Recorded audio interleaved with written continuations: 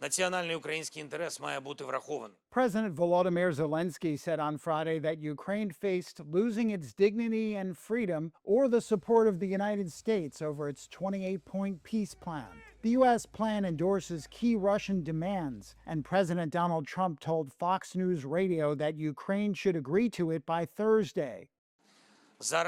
Now is one of the most difficult moments in our history. Now the pressure on Ukraine is one of the most difficult. Now Ukraine may find itself facing a very difficult choice. Either the loss of dignity or the risk of losing a key partner. Either the difficult 28 points or an extremely difficult winter, the most difficult and further risks.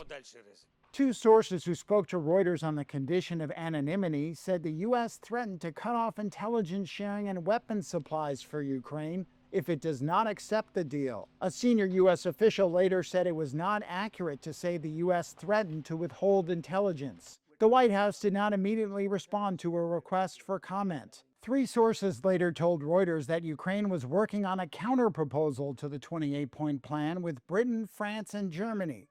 Yaroslava Barbieri, a research fellow with the Ukraine Forum at Chatham House, called the current proposal a non-starter.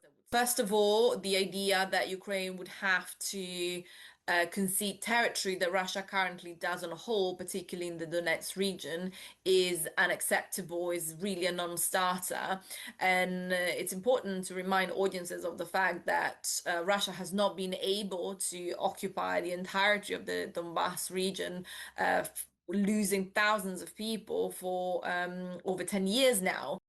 As part of the arrangement, sanctions against Russia would be gradually lifted. Moscow would be invited back into the G8 group of industrialized countries, and frozen Russian assets would be pooled in an investment fund, with the United States being given some of the profits. Russian President Vladimir Putin expressed cautious optimism about the U.S. plan.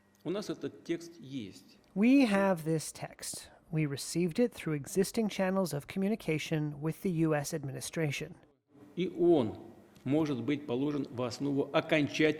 believe it can be used as the basis of a final peaceful settlement, but it has not been discussed with us in detail.